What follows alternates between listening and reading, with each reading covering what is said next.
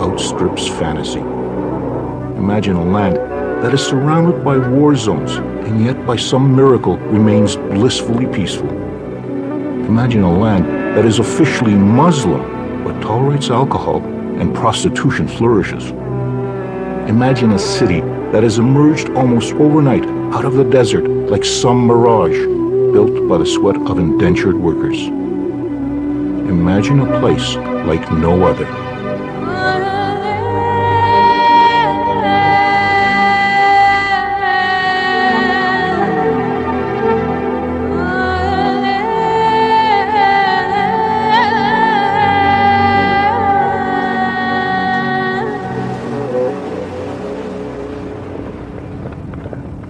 It's unusually quiet this morning at the old camel racetrack in Dubai.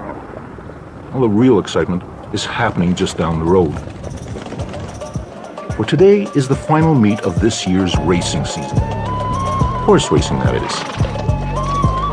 It is also the social event of the year, where the rich and mighty get to mingle with the lower strata of Dubai society. They've all come here to witness the richest horse race in the world. At this year's Dubai World Cup, just over $21 million is up for grabs. However, there will be no wagering by the public at this event, for Dubai is a Muslim state, and gambling is forbidden. Nope, all that money will go to the owners of the winning thoroughbreds. And among those owners is the host of this event, Dubai's leader, His Highness Sheikh Mohammed bin Rashid Al Maktoum.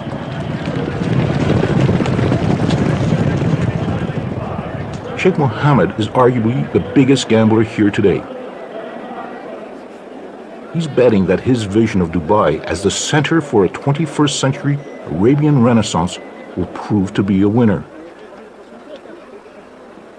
Sheikh Mohammed came and said this is now a time for Dubai to go global, to surpass its locality and the region and try to reach to the furthest possible point in the globe.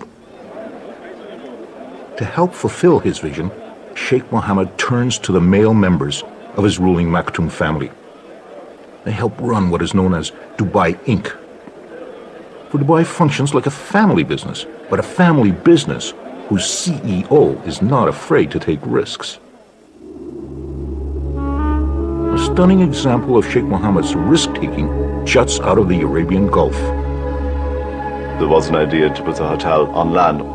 And His Highness said, no, he said, we want something dramatic, something inspiring coming right out of the sea. So we would build our own island and we would build a hotel on the Burj Al Arab island. Burj Al Arab, Arabic for the Arabian Tower, is linked to the mainland by a closely guarded causeway, one way to keep gawking tourists from this many-splendored edifice described by the media as the only 7-star hotel in the world. The market called it 7-star. There may not be a 7-star hotel, but I would certainly claim that it is the most luxurious hotel in the world. Burj Al Arab, with its gold leaf, marble, satin, and crystal, oozes over-the-top opulence. Almost the height of the Empire State Building, it is also an engineering wonder, with a Teflon-coated veneer shaped like a sail. At this hotel, there are no rooms to rent, only double-floor suites, a mere 202 of them, with rates starting in the low thousands.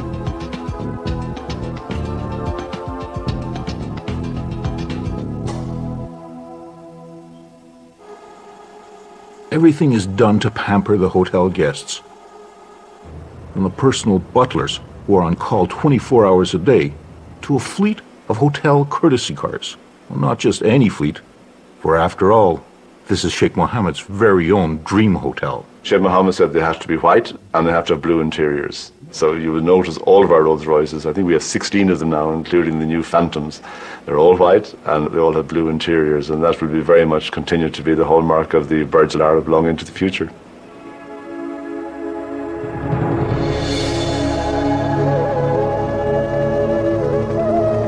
Arriving or departing guests who would rather avoid being stuck in the world-class traffic jams of Dubai can opt for an alternate means of transportation. The hotel's helipad is used sparingly. Guests complained about the noise. The helipad, though, was the site of a great publicity stunt. The Agassi Federer tennis match put Burj Al Arab onto the newscasts and front pages around the world and helped consolidate the name of Dubai as a brand. This is one city that has done its share of marketing and promoting itself. So, the attraction comes with the good marketing and the good selling of Dubai. Dubai's biggest promoter and ruler, Sheikh Mohammed bin Rashid Al Maktoum, is the latest in a line of the Maktoum family who've reigned over this place. The Maktoums first arrived at this tiny port town more than a century and a half ago, and through most of that reign, there wasn't much about Dubai worth promoting. Well, going back into history to the 1950s, the place was radically different from what it is right now. It was just a simple city of no importance at all. And when you talk about poverty, then, you could smell and you could see and you could sense that people were really in subsistence, and there was hardly anybody who was educated at the time. My father never had any formal education. He didn't know how to read or write. This was a town of no distinction, a desultory home to traders and pearl divers, with the occasional pirate or smuggler taking refuge along the shores of its creek. And then in the mid-1960s, a small reserve of oil was discovered in Dubai, paltry in comparison to those of its neighbors in Abu Dhabi or Saudi Arabia, but big enough that Dubai's leaders saw a chance to transform his desert land. Sheikh Rashid was the founding father of modern Dubai. He was a businessman, he focused on economics, and this is where Dubai is different. It has a focus. Economic is the focus of Dubai. Sheikh Rashid started modernizing the city. New roads and buildings sprung up, and a brand new harbor down the coast was created. When it opened, it was the biggest man-made port in the world, and gave Dubai its first entry into the record books. In the early 1970s, Dubai joined with 6 surrounding emirates and formed a state called the United Arab Emirates. Of the group, Abu Dhabi might have had the most oil, but Dubai had the drive and ambition. By the 70s, Dubai saw a flood of foreigners turn a sleepy town into an instant city. These early expatriates, or expats as they are known, came mostly from South Asia and surrounding countries like Iran and Iraq.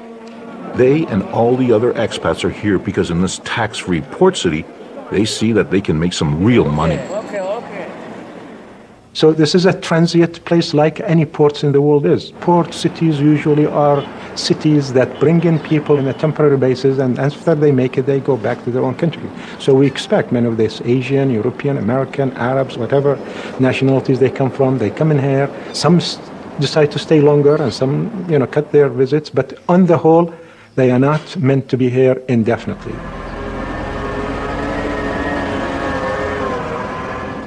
That's certainly what Hans Krauss, an architect from Canada, thought when he arrived in the early 90s. This was going to be a temporary job for him. 16 years later, he's still here. I came in July 91, and Dubai is basically unrecognizable. It's a completely different town. When I come from my place, as you approach Sheikh Zayed Road, you can see the entire horizon like a brown haze, which is the pollution. Hans Krauss is working on a structure that will soar above that pollution and will become the latest addition to Dubai's growing list of superlatives. When finished, the Burj Dubai, a hotel, office, and residential complex, will lay claim to the title of the tallest building in the world. The pace of construction is amazing. Close to 6,000 men work round-the-clock shifts at the tower, which rises 2 floors in a week. By the summer of 2007, it had already surpassed Toronto's CN Tower as the world's tallest freestanding structure. Hans Krauss's job as executive architect is to make sure that all the interior finishes are completed as specified. I guess we just got to make damn sure that the fire rating gets maintained here. While the bulk of the building is constructed of reinforced concrete, the top part will be steel, allowing for the possibility of adding additional stories if needed or wanted. The building, I can tell you that it will be more than 700 meters and it will be more than 160 stories. And it was designed by Skidmore, Owings & Merrill with the possibility of changing the height. This $20 billion project is a development by a publicly traded Dubai company called Emaar, with one very large minority shareholder, the government of Dubai. And that government is, of course, Sheikh Mohammed and the Maktoum family.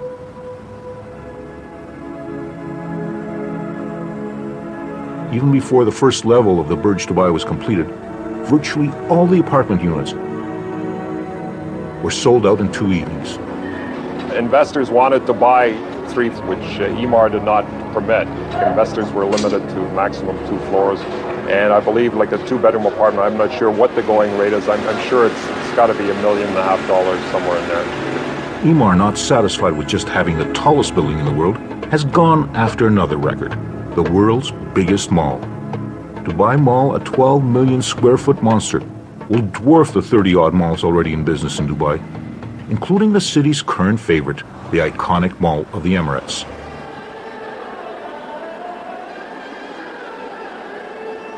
When the shop till you drop crowd tires of trolling through the 450 shops and restaurants, they can check out the temporary kiosks, selling perhaps the most popular item in all Dubai: real estate. The real estate market is red hot. Properties are grabbed up on the basis of nothing more than some models and brochures. Owners flip newly purchased apartments 3 or 4 times before a single grain of sand has been moved. Some are concerned that this property bubble might burst overnight, but that hasn't stopped the buying frenzy. How did you make the money? I bought it at 715. Oh, very good. And now they will increase next month? Well, I will not buy. I bought 3 already. It's enough. I know. No, I mean, next month they will increase 5%. Yeah, I know. In 2 days. Dubai is known as one of the fastest growing cities in the world. This massive urban development is driven by Sheikh Mohammed's decision to turn Dubai into a hub for finances, services, and especially tourism. And here at the Mall of the Emirates, one of the biggest tourist attractions is its indoor ski hill, kept at a steady -2 degrees Celsius, even as temperatures outdoors might soar into the 50s. There are plans to open another ski hill, which will not only be the world's largest, but its slope will revolve. Another first for Dubai. Dubai is caught up in a building frenzy. Something like 1/5 of the world's construction cranes are here on this piece of land that's smaller than Canada's Prince Edward Island. While the construction cranes of the giant building developer Emaar jostle for space in the skies over Dubai, there's another development company jostling for other bragging rights in this land that craves superlatives. A company known as Nikhil is behind the extraordinary man-made island developments visible from space as they emerge out of the Arabian Gulf. It is a construction conglomerate that is ultimately owned by Sheikh Mohammed and the Maktoum family. Yeah, that's exactly. So we can actually Among the senior management at Nikhil is a Canadian. Robert Lee was recruited from Vancouver, where he worked on some of that city's largest property developments. The biggest difference that anybody goes through when they first come here is a sense of timing. The typical real estate development in North America and other places would take between 5 to 10 years. Here, it's 3 years. So everything you do is a lot compressed, and you got to do it fast. As quickly as building plans are announced, they are gobbled up by voracious buyers, eager to indulge in Dubai's real estate banquet. And by far the most coveted properties are those that have some view of the sea. If you look at Dubai from one end to the other end, it's about 65 kilometers of shoreline. That's it. So the mandate was to create additional beachfront land because water is considered life. So we have this. In the beginning, we actually created an island like this. I was saying, hey, this looks great. But what we've been mandated is, no, create the land that has a maximum linear frontage of water. So do it this way. So by doing this way, you actually create waterfront real estate that's much greater than anything you can imagine. Sheikh Mohammed was behind the plan to move desert rock and sand to the sea. Another plan was to move the sea to the desert. Although it's middle of the land, the developer Nakhil has pumped seawater into this area, and every house actually has a waterfront view. One of those houses with a waterfront view belongs to Robert Lee. When this house was first marketed, this was just nothing but desert, and it was marketed about $700,000. We're sitting on a quarter acre. House is about 5,000 square feet, so it's considered estate lot. Now it's about $2.5 million in 3 years. 27. So what's so cold about it? I think there is a overriding feeling from people who are coming here and saying this is just a temporary place. I am here just to make money, 2, 3, 4, 5 years, and I'm going to be out of here. When my bank account reaches a certain level, that's it, I'm back. For many expats, Dubai is like some kind of economic oasis, a place to stop briefly, replenish the bank account, and then move on. Sometimes I feel somewhat lonely and then think about our families in Vancouver. So my heart is always in Vancouver. I really want to go back. Yeah. That's why we go back every summer. I really want to go back for good. Yeah. My time is numbered.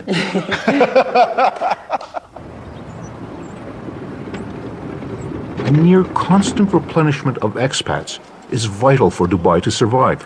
The locals, the Emirati, are less than 20% of the total population. Someone has to do the work. For the most part, Emirati can lead a very privileged life.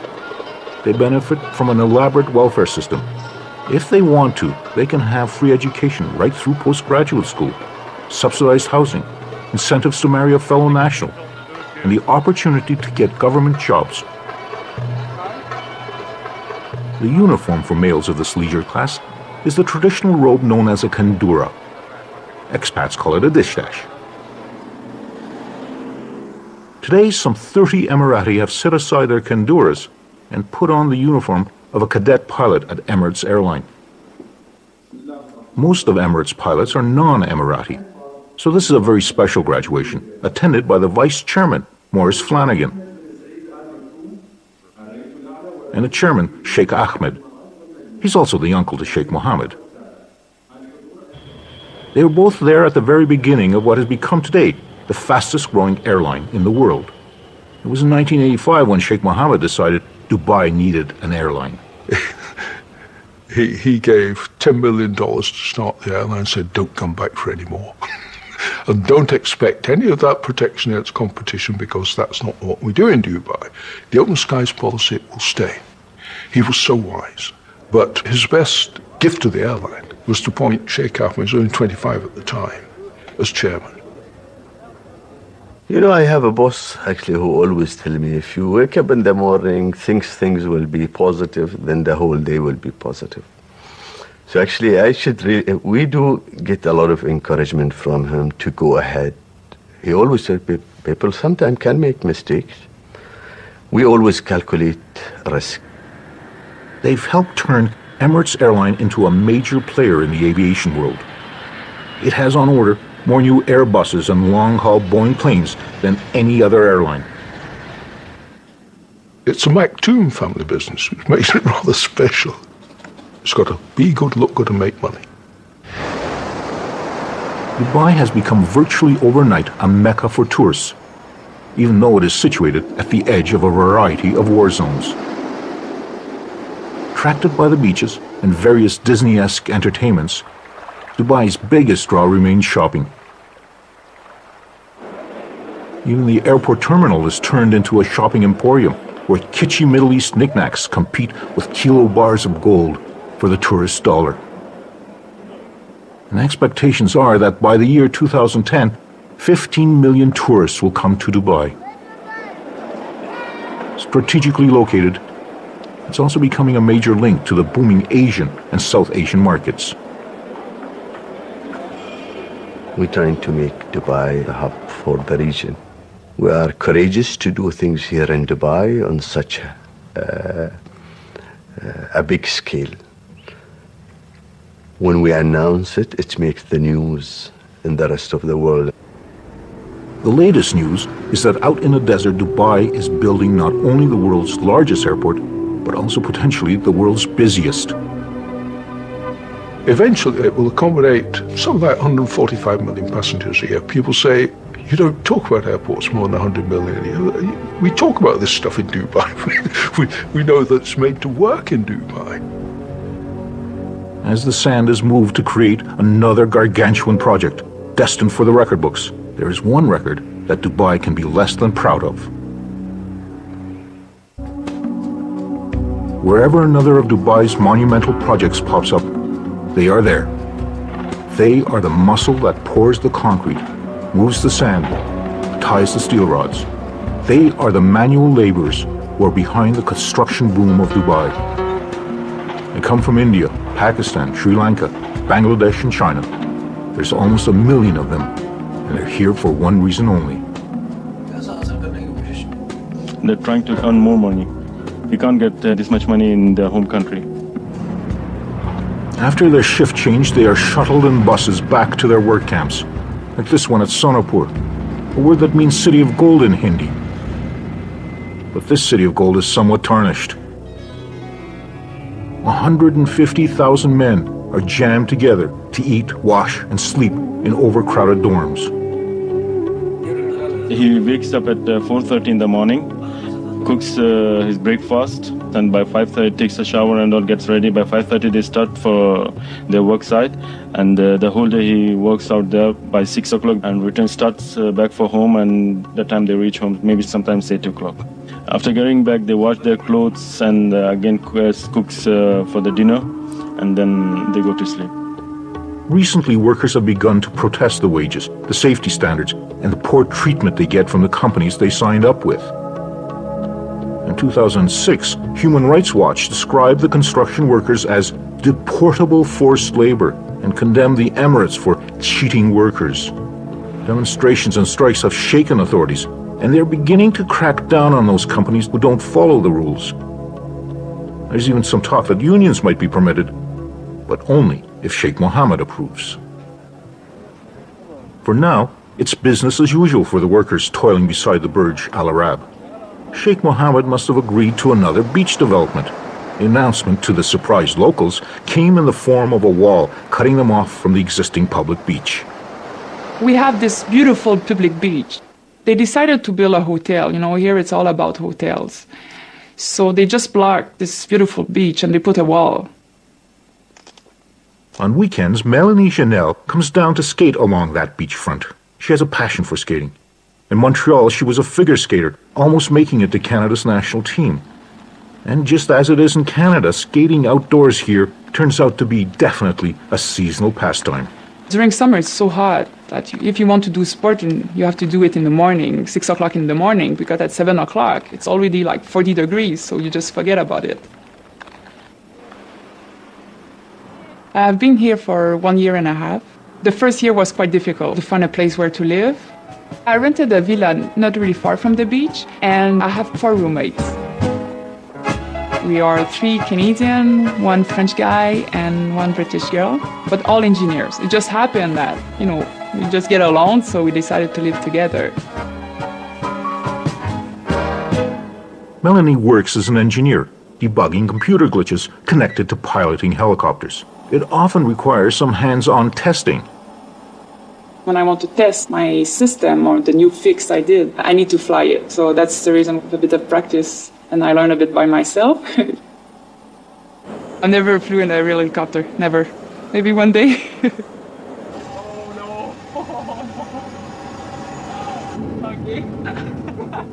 Simulators can help pilots prepare for real-life situations. But there's no simulator that prepares expats for the realities of the great divide between them and the local Emirati. At my work, there's no Emirati. Yeah, there's just no opportunity to meet them. You know, the culture is different. Yeah, they are different.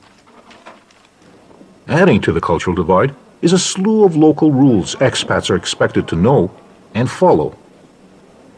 So they have a lot of regulations for us, which is normal, you know, all these strangers coming to your country. So we need a permit for the alcohol. Everything, we need a letter from our company. And they mention about our salary. For the alcohol permit, depend of your salary, you can buy a little bit more per month. So you get a high salary, okay, you can get drunk a lot. But this is also a land which has Sharia law.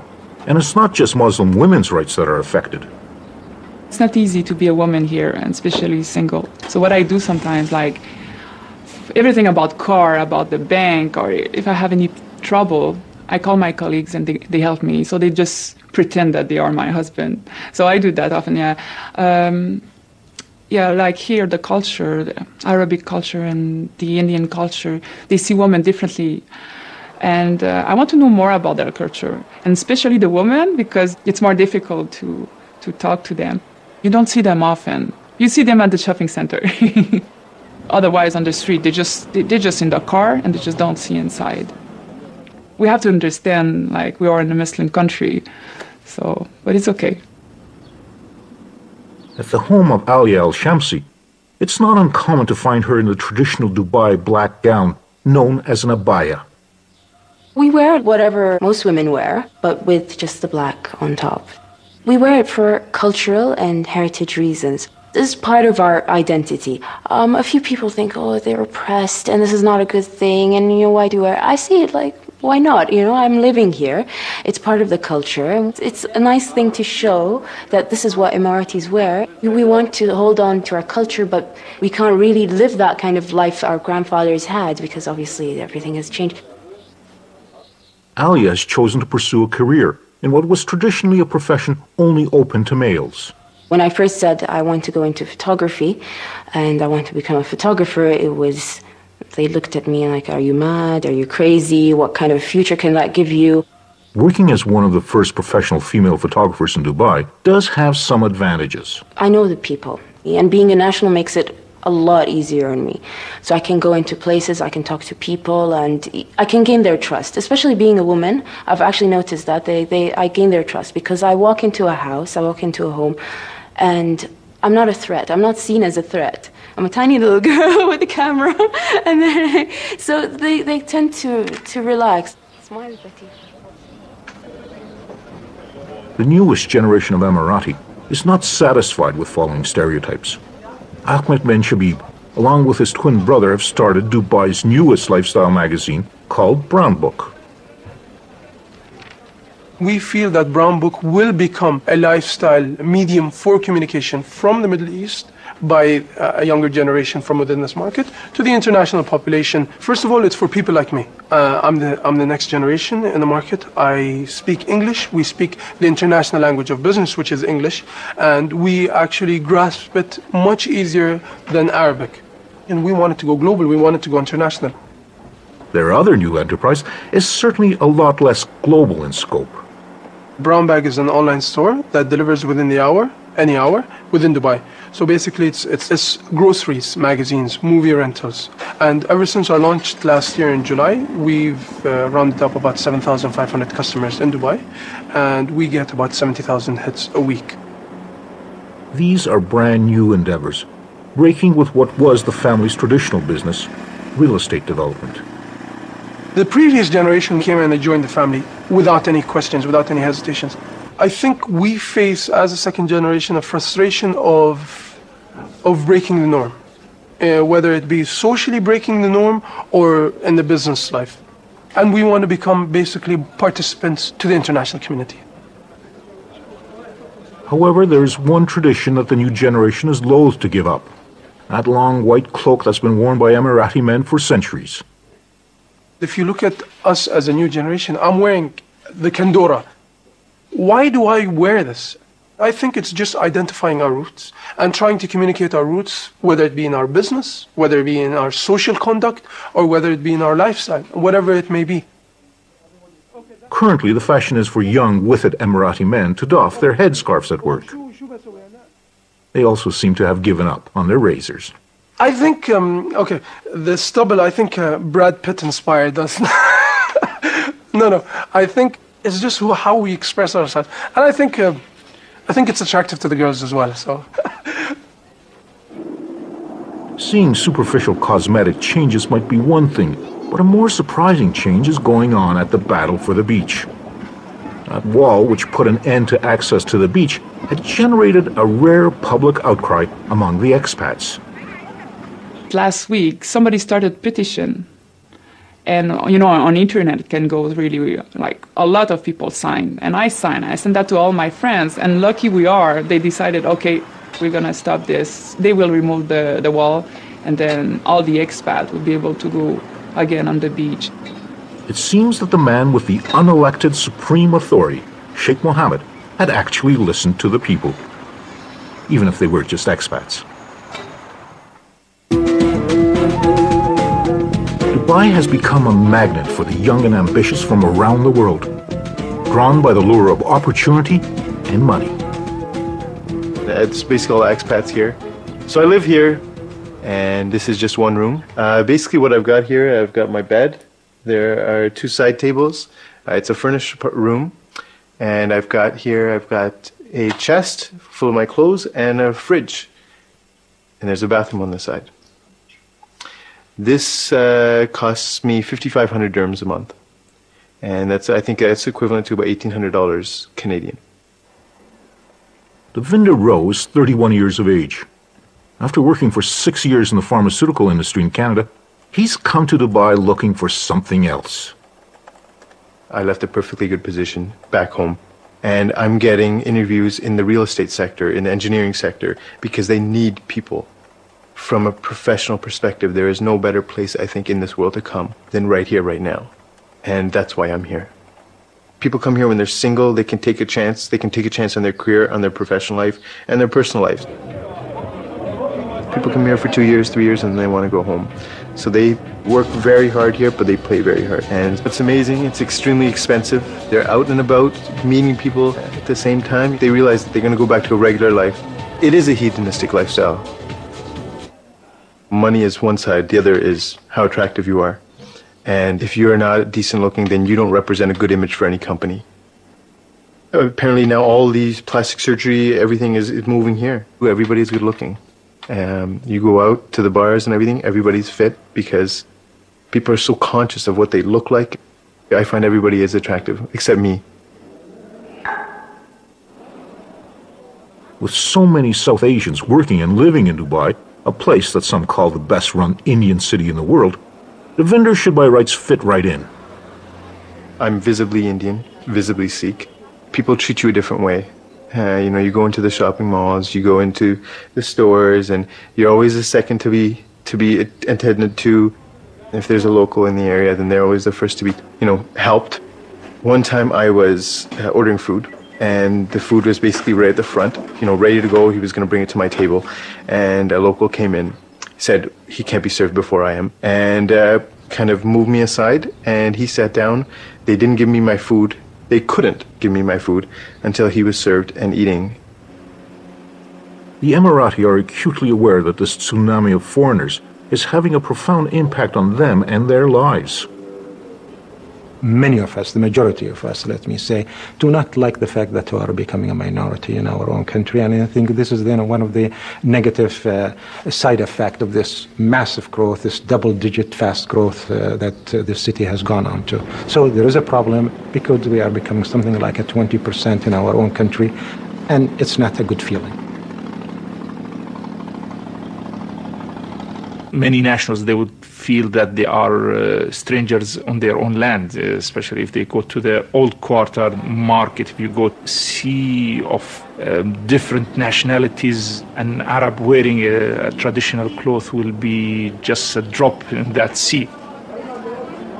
Some of the aspects also that affected the cultures, the moral behaviors. One would see if he's going with his family to the seaside, that there are certain ways of dressing that are not suitable and contradicts with our religion, with our culture, but it is there. We feel sad that no one says anything about it. It's all the more difficult to speak out since Sheikh Mohammed has decreed that one of Dubai's current priorities is tourism. If you want to be a tourist hub and you want to be a tourist center, you have to provide, the niceties of life. And I think that's just part of it. Anywhere you go, Dubai or London or any big cities, there are, nightlives and there are good lives and there are, it's the soft side of life. And you have to, to attend to that too. With the exception of drugs, internet porn, and drinking and driving, Dubai seems remarkably tolerant of most vices found in the West, including prostitution. But not everyone is happy about it. Of course, it's an offense to see a prostitute either walking the street or being in the hotel, or dressing or calling her clients publicly, and it's outrageous to find such a thing in Arab and Muslim country. One nightclub had become particularly notorious. Every night, up to 600 women from former Iron Curtain countries in Asia, officially here as kindergarten teachers or domestic help, would show up to work the night shift. No one is saying why it suddenly closed its doors, but prostitution continues to thrive, even though it is officially illegal. And if that's what attracts the expats and what makes them feel comfortable, and if that's their business and if that's what they want to do, so be it, This is not an invitation for the Muslims to be corrupted. If they don't want to touch these places, there are plenty of mosques, there are plenty of prayer places that you could go to. So you don't have to go to the bars and to the nightclubs and to the what have you, So I think this is a place that have recognized that diversity is essential. Non-Muslims are allowed to practice their religion. Virtually every Christian denomination has a house of worship. There's even a temple that Sikhs and Hindus use, but still no synagogues. And it's still officially forbidden to enter the country using an Israeli passport, although there are no prohibitions against Jews traveling to Dubai.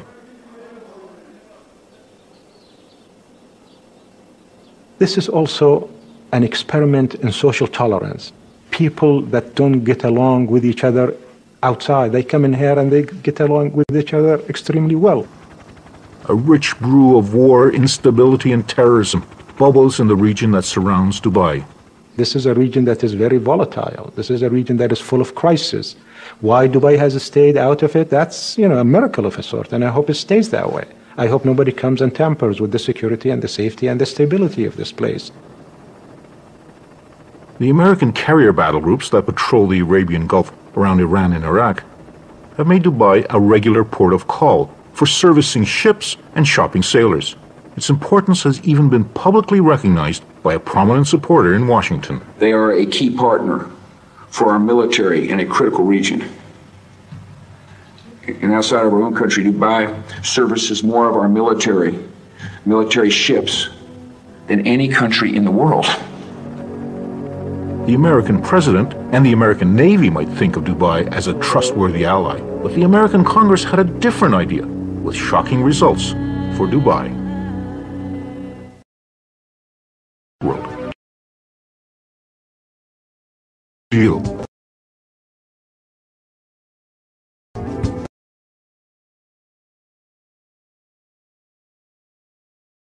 A political firestorm broke out in Washington. Security concerns, ultimately scuttling the deal. Honestly, we have been disappointed. We really within misconception. There,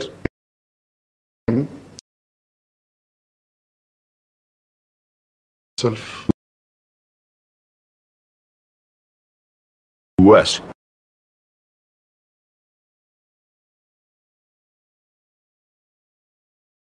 Which just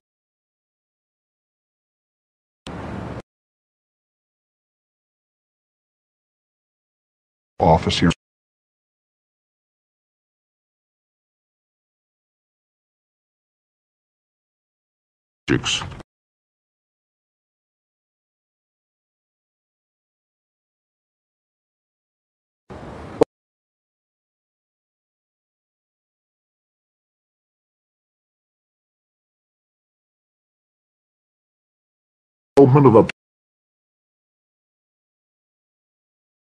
For us,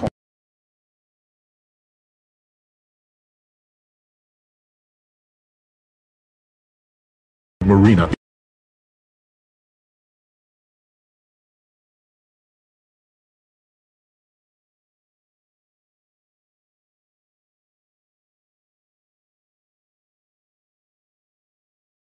Begin with.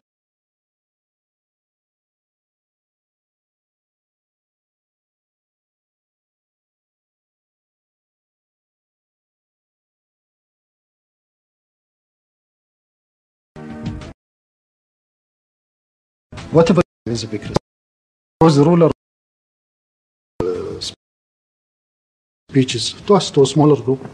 He said, one upon a time, I, as a leader, keep Dubai the way it is, a traditional estate, or take a totally different direction and take the risk. And at that time, we started to think beyond the box. Thinking beyond the box has also meant moving beyond the borders of Dubai. The Jumeirah Group, another of Dubai Inc.'s corporations, is out there buying high-end hotel operations, including New York City's Essex House Hotel. Bourse Dubai, a Dubai Stock Exchange holding company controlled by Sheikh Mohammed, is in the process of buying almost 20% of NASDAQ, one of the U.S. key stock exchanges, and almost 30% of the London Stock Exchange. Dubai Inc. is also investing in another desert city, Las Vegas. It is trying to make a point for itself and for everybody else that we could build probably the first ever non-oil economy in this region that is primarily an oil-oriented region. And we could make a non-oil economy that is infinitely better than an oil-based economy.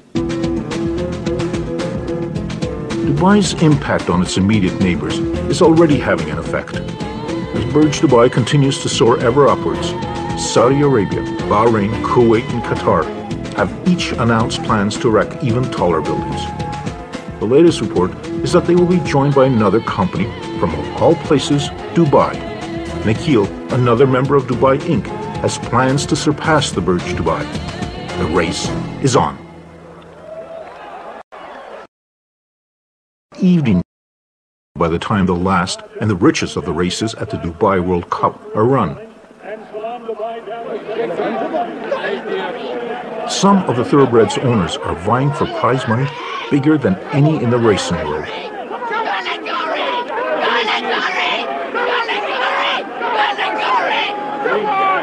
But Sheikh Mohammed is betting on something even bigger, a city-state unlike any in the world today. I think this is the kind of tolerant, modern, acceptable Islam that prevails in here. And this is Islam that goes along well with modernity, goes along well with globalization, that is not extremist or fundamentalist in any way, and I hope this is the kind of Islam that is spreads around. Whether this Dubai is really an economic and social miracle, or merely another desert mirage, depends on Sheikh Mohammed's acumen and continued good fortune. And unfortunately for Sheikh Mohammed, this year's winning purse of $6 million was not won by him.